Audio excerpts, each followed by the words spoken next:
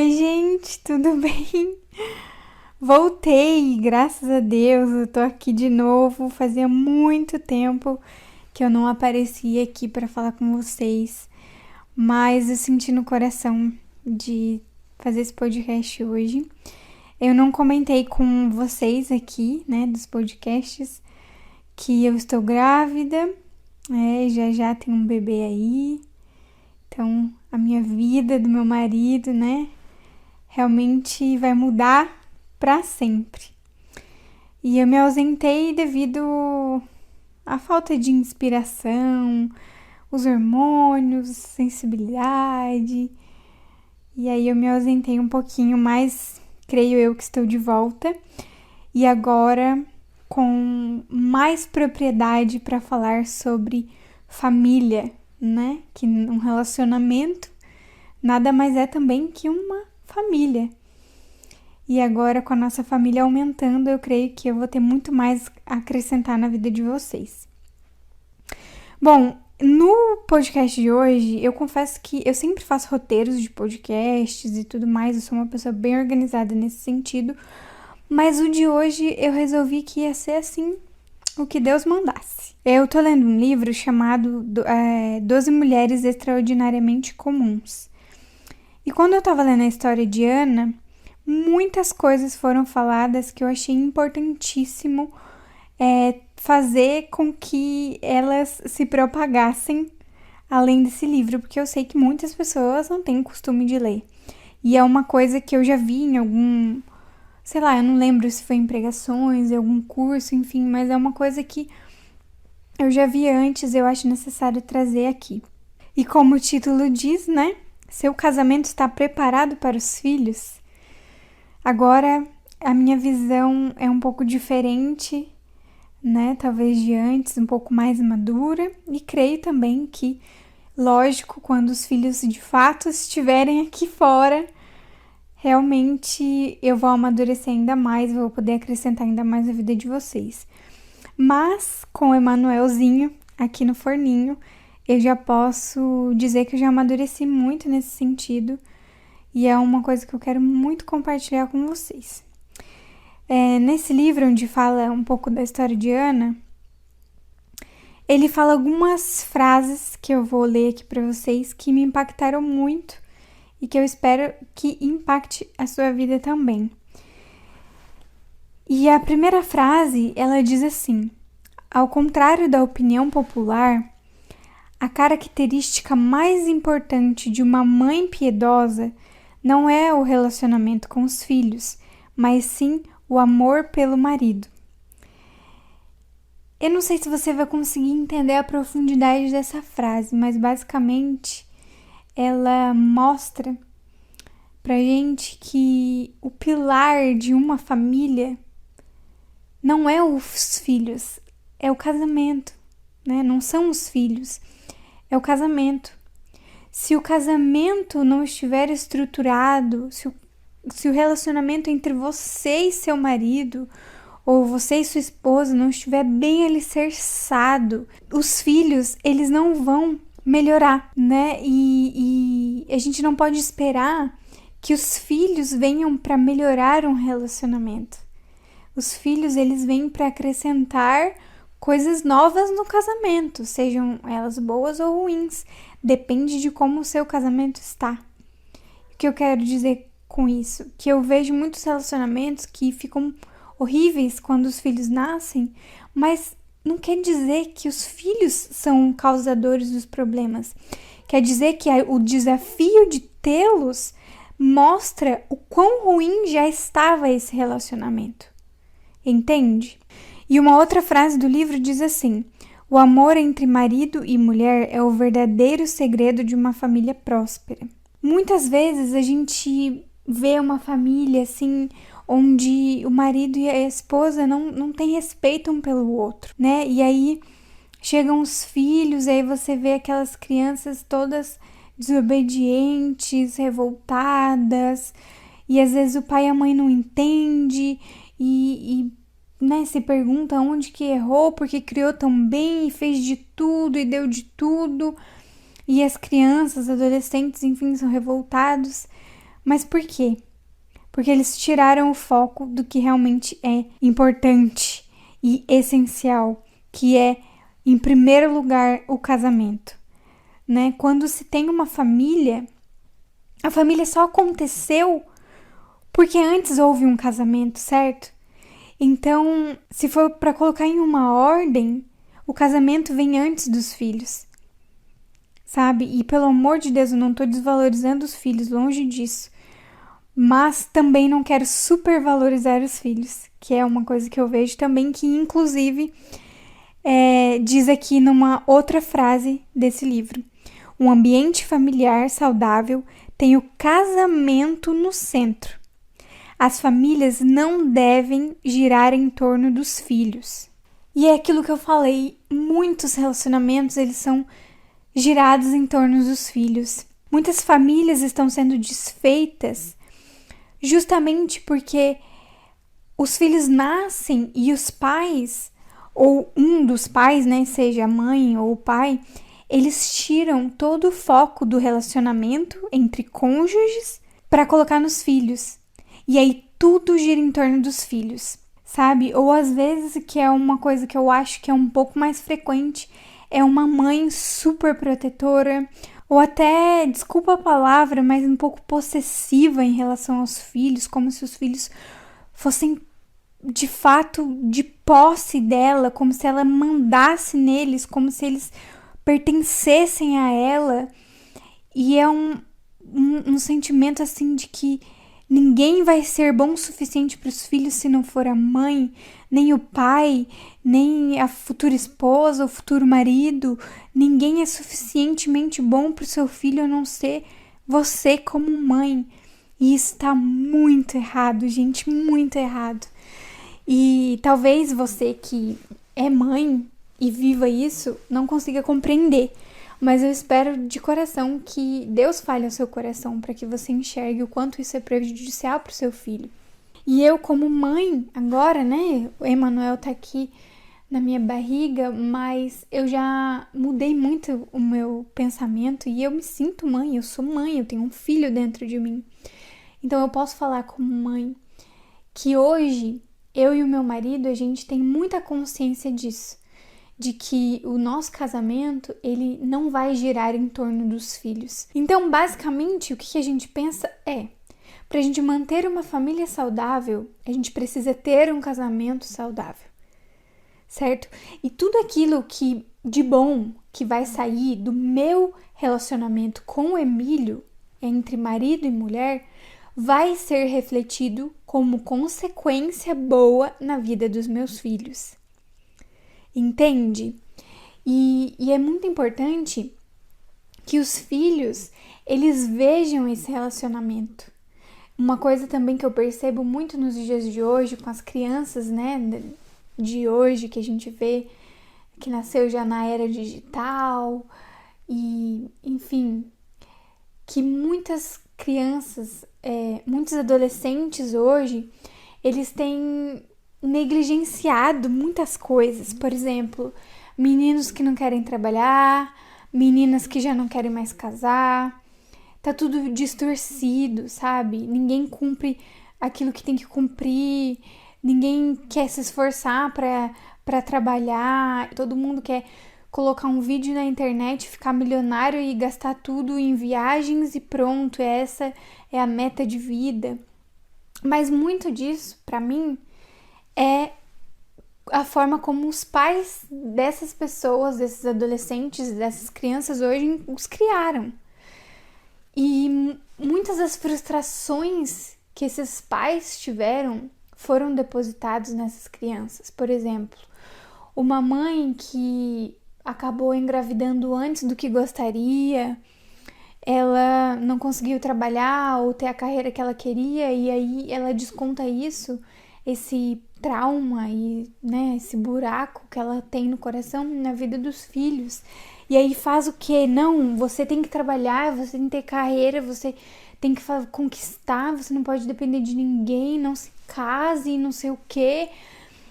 E aí depois, lá na frente, o filho tem 50 anos e tá dentro de casa E a mãe tá inconformada porque o filho tem 50 anos, ele não tem emprego, ele não casou, ele não foi embora, ele não tem filho, ele não tem nada. Mas por quê? Porque ela, sabe, colocou nele tantas expectativas e tantas frustrações da vida dela que ele nem se encontrou na vida. E outra coisa também que eu vejo é aquela coisa assim, que hoje as pessoas elas não querem ter mais do que um filho. Quando elas querem ter algum filho, né? Elas não querem ter mais do que um filho, por quê? Porque elas pensam, eu tenho que dar tudo para os meus filhos. Eles não podem sentir falta de nada. Eu tenho que dar o melhor alimento, a melhor escola, as melhores roupas, os melhores passeios, tipo, tudo do bom e do melhor, impecável. Então, para eu conseguir fazer tudo isso, eu só vou dar conta de ter um filho. E elas se esquecem que realmente uma criança, um adolescente, um ser humano precisa é de amor, de carinho, de respeito, de um lar feliz. Ela não precisa de sapato de marca, de roupa de marca, de uma escola particular. A gente vê hoje que, pelo menos eu consigo ver isso na minha geração, de que eu não tive nada disso. E nem por isso eu fui pro caminho errado. Sabe? Quando me faltou uma roupa, um sapato, uma comida que eu gostava, eu não fui roubar por isso, sabe? Eu simplesmente aprendi que aquilo não era pra mim, eu não podia ter e pronto. As crianças de hoje, elas não sabem isso. Mas por quê? Porque seus pais as criaram assim, né? Querendo dar tudo e fazer tudo. E aí, novamente, cai naquilo. Aí a pessoa chega, tem 50 anos, a mulher ou o cara depende do pai e da mãe, não trabalha ou não é casado, não fica morando com o pai e com a mãe fica botando a comida no prato até os 50 anos de idade do cara, enfim. E não é isso, sabe? Isso não é certo. Deus não desejava isso para a família. Deus criou cada um de nós com propósitos, com um chamado, e a gente precisa viver aquilo que Deus quer, não aquilo que foi colocado na nossa vida como as frustrações dos nossos pais, as expectativas dos nossos pais. E agora falando como filha, né? E isso de casamento e filhos é um assunto bem complexo e eu desejo voltar aqui e falar sobre isso quando meus filhos já estiverem maiores e eu tiver mais experiência para falar sobre isso.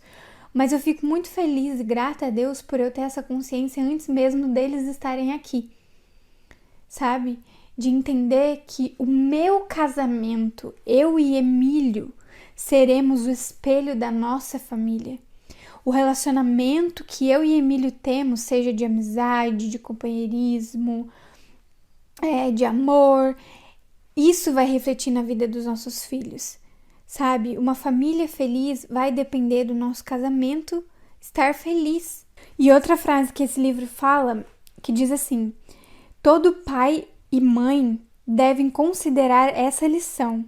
O que se comunica aos filhos pelo relacionamento conjugal permanecerá com eles pelo resto da vida.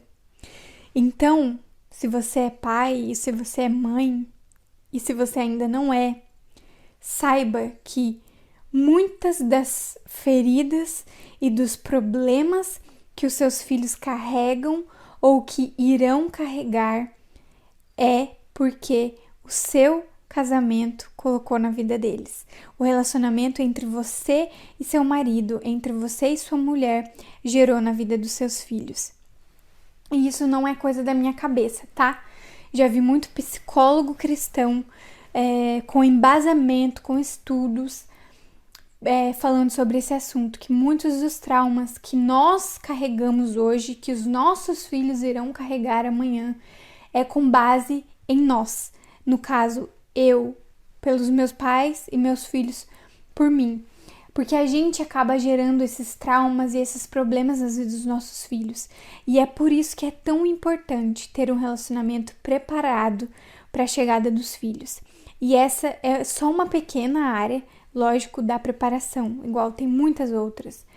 Mas eu quero deixar bem claro aqui que é muito importante que antes da chegada dos filhos o relacionamento já esteja bom, sabe? Onde há respeito, onde há um carinho um pelo outro, consideração, amizade, desejo, que esteja numa relação saudável. Inclusive, tem um outro podcast que eu gravei aqui que diz convivência no casamento, que é o que eu acredito e eu acho importante para se ter um casamento saudável. É necessário ter uma convivência boa baseado naquilo que eu falei. Então, se você quiser, você dá uma olhada lá. É um assunto assim bem complexo, bem longo, e como eu falei, eu abordei um pouco agora.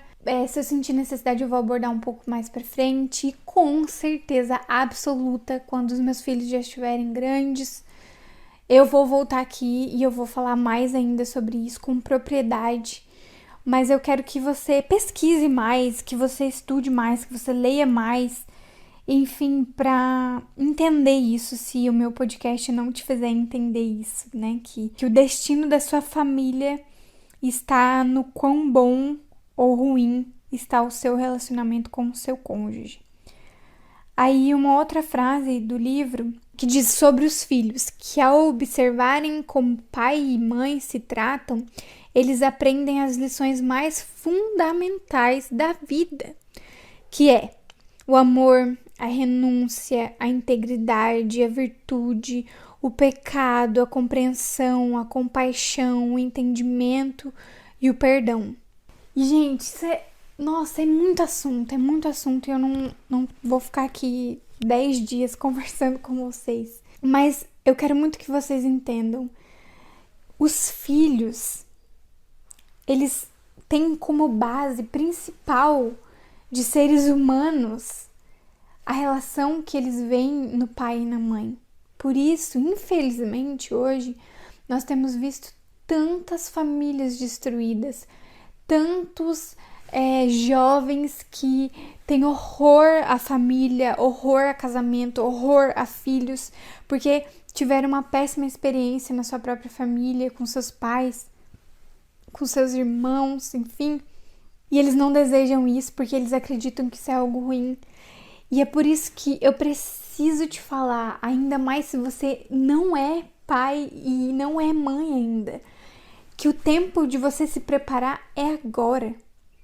Também não está perdido se você já não se preparou.